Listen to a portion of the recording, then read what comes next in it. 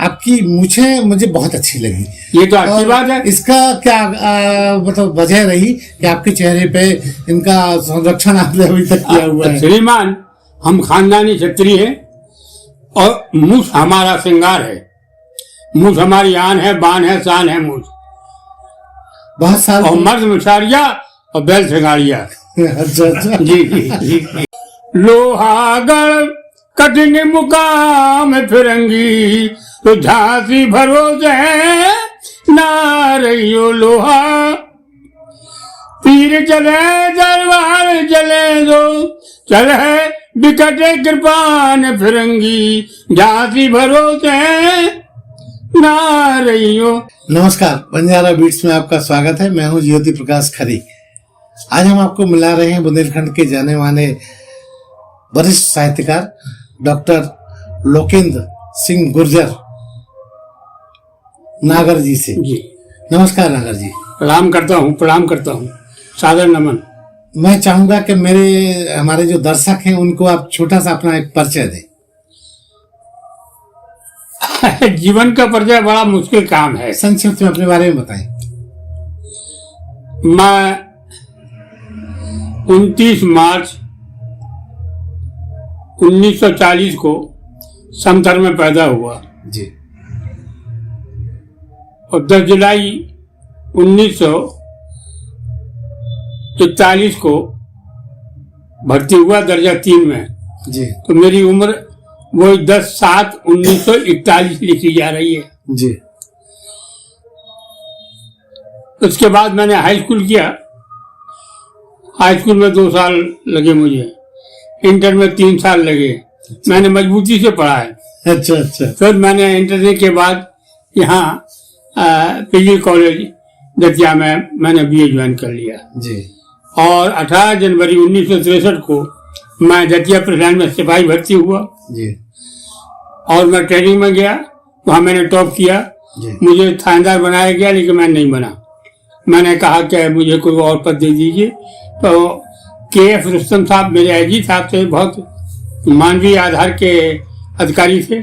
जी। उन्होंने कहा तो बहुत खराब बात है, दुनिया रोती है थानेदारी को। मैंने कहा साहब मुझे नहीं, इसी रैंक में ऐसे मैं प्लेटून कमांडर बना दूं। जी। हमने कहा हाँ साहब बना दीजिए।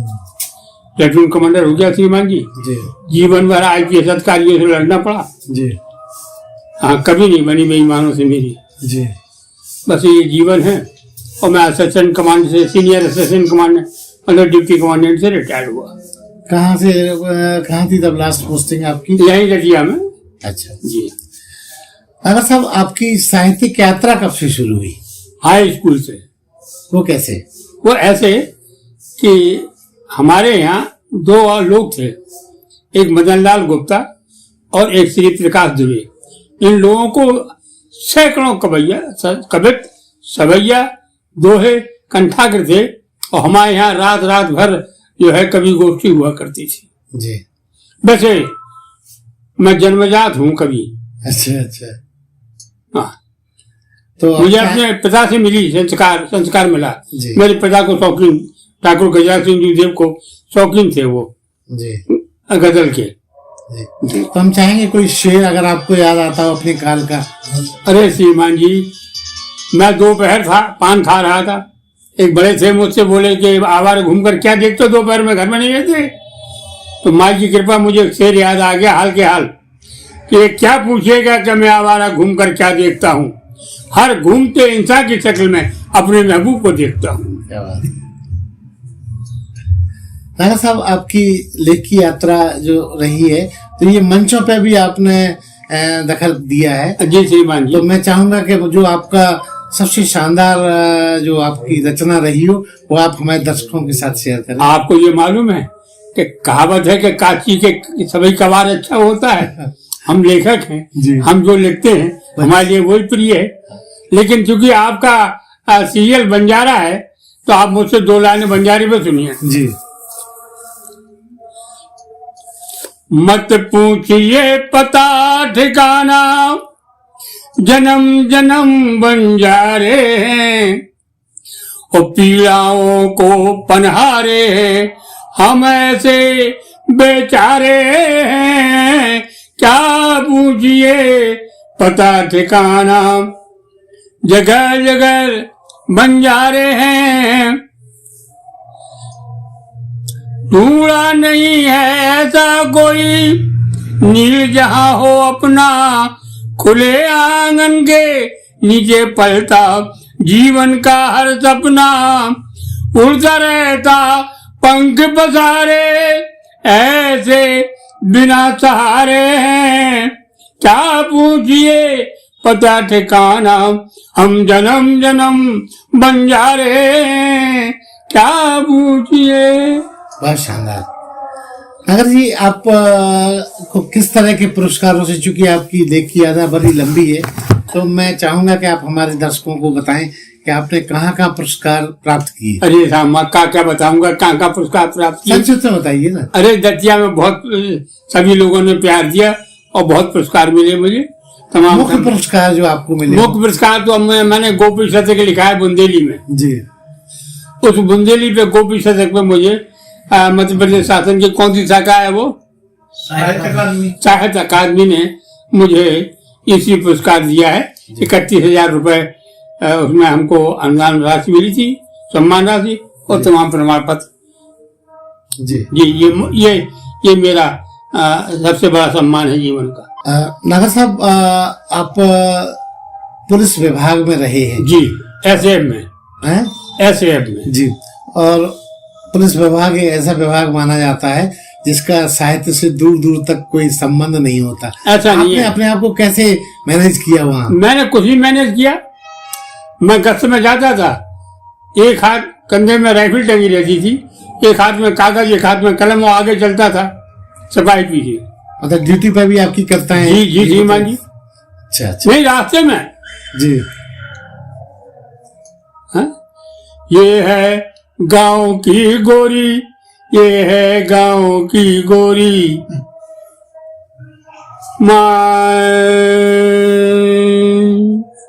याद नहीं है। ऐसे मैंने तमाम गीत लिखे रास्ते में। जी। हाँ। कोई बुंदेली गीत अगर आपको याद आता हो तो शेयर कीजिए हमारे साथ। बुंदेली गीत? कोई बुंदेली थोड़ी बहुत। हाँ। लोहागढ़ कठिन मुकाम फिरंगी, तो झांसी भरोसे है ना रहियो लोहा, तीर चले दरबार चले दो, चल है बिकटे कृपान फिरंगी, झांसी भरोसे है ना रहियो। ये मेरा बुंदेली का है, ऐतिहासिक गढ़ है लोहागढ़, उसको गीत है ये मेरा। ऐसी कुछ और रचनाएं जो आपको आपके नाम के साथ जोड़ी जाती हैं, हमारे दर्शकों को सुनाइए। अरे सीमा जी, सारी हमारी रचनाएं तो हमारे नाम से जोड़ी जाएंगी, और क्या है। बच्चों की सुनिए जी। बच्चे कितने मन से निर्मल विशुद्ध गंगा जल होते हैं, पलती जहां आस पल पल की श्रेष्ठ राष्ट्र के फल होते हैं। बच्चे कितने मन से निर्मल, जीवन का उत्साह प्रबल, सृजन का सार यही है, चित्त की अनुभूत अनूठी शिष्य का प्यार यही है। इनके पुलकित गांव हैं, इनके पुलकित गांव हैं माँ की, इनके पुलकित गोद है माँ की, आंगन की हलचल होते हैं बच्चे। नागर साहब, आपकी अब तक टोटल कितनी पुस्तकें प्रकाशित हुई हैं? श्रीमान जी, कुछ संकलन है और कुछ मेरी अपनी लिखी पुस्तकें हैं। वे सब मिला के मेरा ख्याल 12-13 किताबें हैं। सबसे ज्यादा उल्लेखनीय पुस्तक के बारे में बताइए। श्रीमान जी, उल्लेखनीय तो सब मैंने आपको बता दिया कि मेरा कुछ नहीं है। यहाँ के विद्वानों ने समय समय पर मुझको प्रोत्साहित किया और आलेख दिए, उनमें मैंने संकलन छपवाए हैं। और मेरी पुस्तक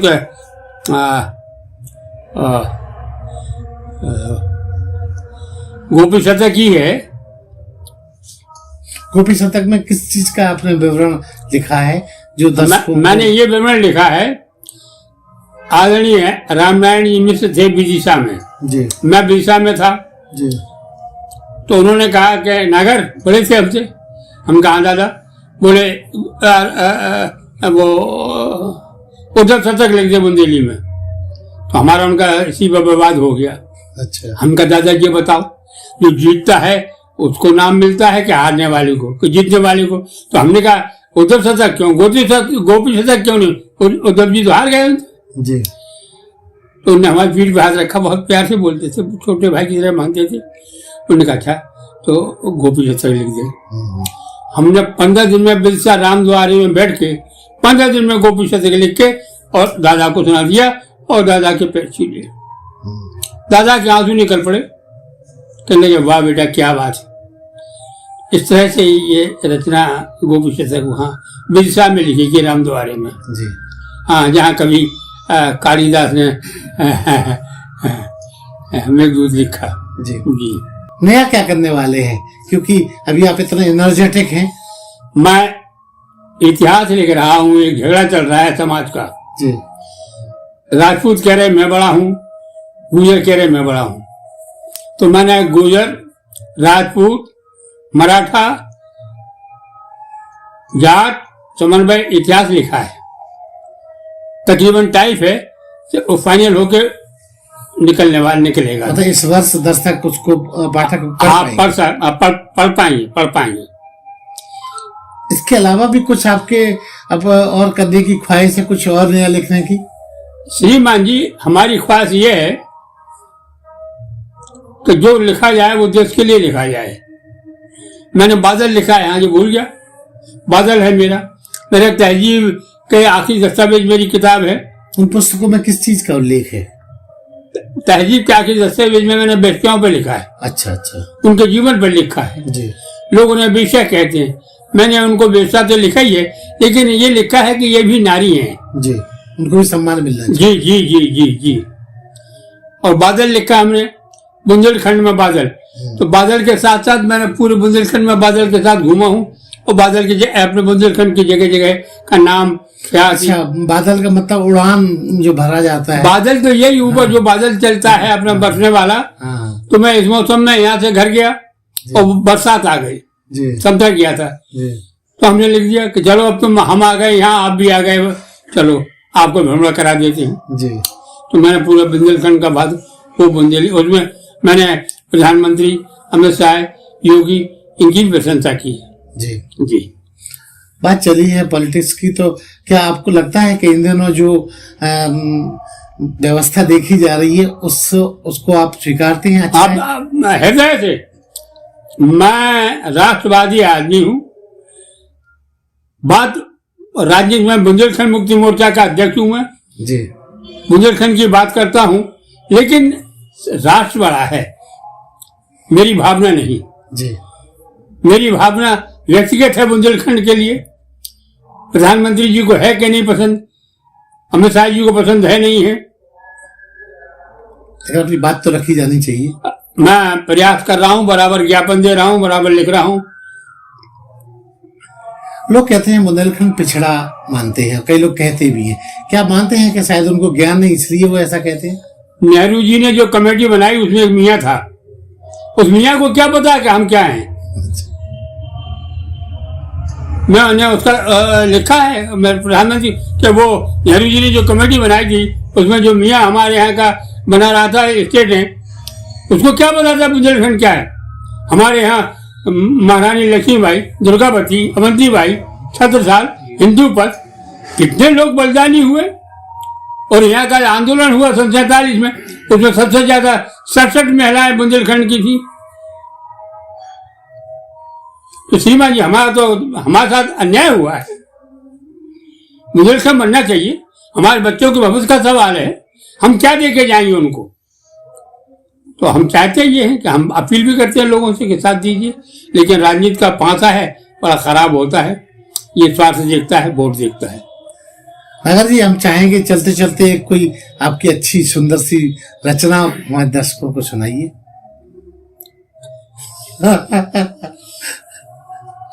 आप यकीन मानिए, मुझे अपनी कोई रचना याद नहीं, अब किताब से पढ़ के सुना दीजिए। 2 लाइन सुना। हाँ, 2 लाइन सुनाइए, चलेगा। कोई छंद मुक्ता जो आपके दिमाग में हो? देखिए, हम दतिया में रहते हैं और दतिया का हर घराना है, जैसे डागर का घराना है, पूछ वालों का घराना है, दतिया का भी एक घराना है। उस घराने में लेज पढ़ी जाती थी और यहाँ मधुकर मिश्र जी थे, अब वो भी लेज पढ़ते थे और मुझे जो आइडिया था उसका आइडिया थोड़ा सा हमने मधुकर मिश्र जी से लिया था। तो लेज सुनिए आप हमारी। पहले देवर भाभी की 2 बातें सुन लीजिए। भाभी मुझसे बहुत दिन में मिले, भाभी मुझसे लिपट कर रोई तो उनके माथे की रोली लग गई हमारे गाल में। तो उन्होंने कहा लला ये रोली पहुंच लो, नहीं को जाने का क्या। तो हमने लिखी, बारे देवर जू पहुंच लियो गाल, बैठत रोरी लगे गई, बारे देवर जाने को कागा के तुमको कागा उड़ाने दे, बारे देवर यू पहुंच लियो गाल, तो बैठत रोरी लगे गई। क्या बात है। काये पे गर्भ हो करती धना, तो खस खस डुला रही बीज न, भूली कौन मदार पिया को, लूटन लागी चैन जिया को, उनकी सुध करे हो की दिना, तो कस कस डुला रही बीज न काये पे। ये दतिया की लीड है साहब जी। कुछ और सुनाना चाहेंगे? अरे हमारे पास तो आम सुनाने को है श्रीमान जी। कुछ और सुनाइए, अच्छा लग रहा। हाँ जी, ऐसी दो चार लाइनें। हाँ। दिखात नैया जो जिले के जाने किते हैरानी, ओ कई दिनों से नहीं आ रही है भरन कुआ पे पानी, दिखात नैया जो जिले के जाने किते हैरानी। बढ़िए जी। अरे जाने किते गए पड़ोसी लला, पकड़ा के हमें ताम को, जाने किते गए पड़ोसी लला, पकड़ा के हमें ताम को चला, तामे को चला, तामे को चला, जाने किते गए पड़ोसी। हर बताए जइयो पतो गाँव को, ओ बैरागी लाला, हम तो जब तक फेरत रहे हैं तुम्हारे नाव की माला, बताए जइयो पतो गाँव को, ओ बैरागी। बहुत गीत हैं, बुंदेली में है गीत है, गजल है, गजल तमाम है। नागर साहब जी, एक बड़ा दिलचस्प सवाल है जो मैं आपके व्यक्तित्व के बारे में जानना चाह रहा था। आपकी मूछें मुझे बहुत अच्छी लगी। ये तो अच्छी बात है। इसका क्या मतलब वजह रही कि आपके चेहरे पे इनका संरक्षण आपने अभी तक किया हुआ है? श्रीमान, हम खानदानी क्षत्रिय है और मूछ हमारा श्रृंगार है, मूछ हमारी आन है, बान है, शान है मूछ। बहुत साल और मर्द मुशारिया और बैल श्रृंगारिया। अच्छा। जी जी जी। ठीक है। तो ये है डॉक्टर लोकेन जी, जो बुंदेली विधा को हमारे बंजारा बीट्स के साथ शेयर कर रहे थे। बंजारा बीट से बात करने के लिए नागर जी बहुत बहुत धन्यवाद। माँ बंजारा बीट का आभारी हूँ कि वो यहाँ तक पधारे, हमें दर्शन दिए और एक सत्काम कर रहे हैं आप, कि हम जैसे फकीरों को आप आबाद कर रहे हैं। मैं आपका कोसा धन्यवाद हूँ, आपके बंजारा बीट को प्रणाम करता हूँ, आपको प्रणाम करता हूँ। इस चैनल को लाइक और सब्सक्राइब करना ना भूलें। देखते रहिए बंजारा बीट्स।